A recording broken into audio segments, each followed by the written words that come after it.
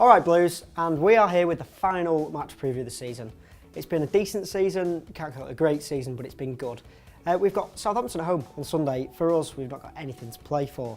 First of all, before we get into our 3-point preview, make sure you drop a like on the video and comment below with your 11 that you played, not your predicted 11, the 11 that you'd put out on Sunday for our final game of the season.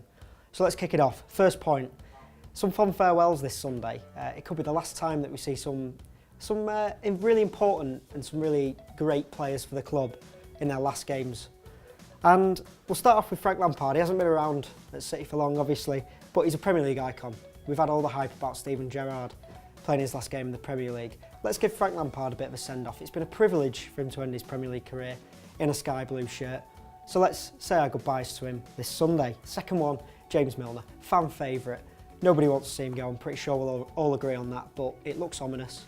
Pellegrini said today that he'll decide on his future at the end of the season. The signs don't look good. So again, it's good time for us all to say thanks and farewell to him as well. Dzeko, things have all gone a bit quiet there. We're not too sure what's going to happen there. He's not played for us in what seems like forever. But again, he's scored some huge goals for City. Some incredible goals as well. Think back to the FA Cup game against Notts County. I've mentioned that a few times now. But that's one of our more important goals the last few years. That goal against QPR as well. And another big goodbye from us if he's on his way.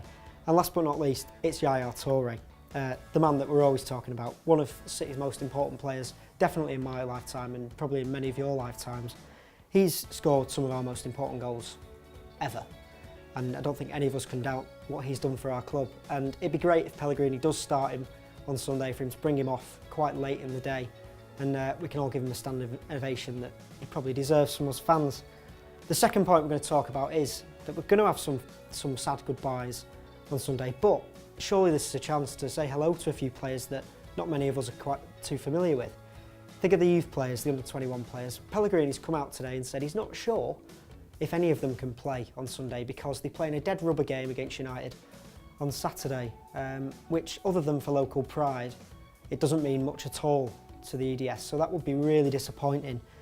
Those players have done so well this season. I don't know if any of you have seen much of the under-21s and under-18s, but some of the players that have come through from there have really done so well this year. Look at Kelechi Iheanacho, Nigerian youngster.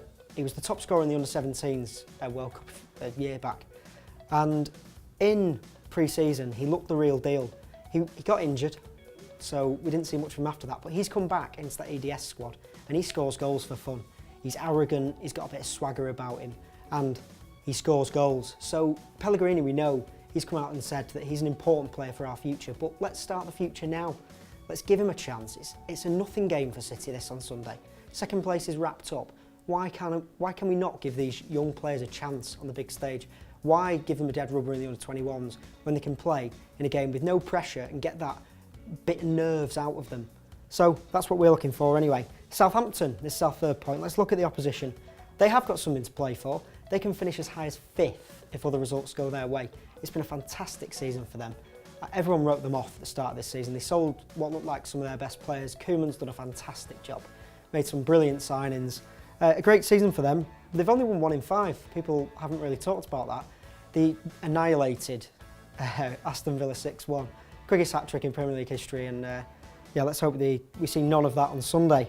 But a really good season. I mean, we've had our ups and downs, haven't we? No doubt. We've had quite a few downs recently. But we finished the season on a high, 5 in 5 from the last 5. So let's finish it with 6 in 6. Let's get off to a good start for next season. And don't forget to comment with your 11 for Sunday. This is Ricky the Hitman Hatton. Subscribe to Blue Moon Rising TV for a knockout time.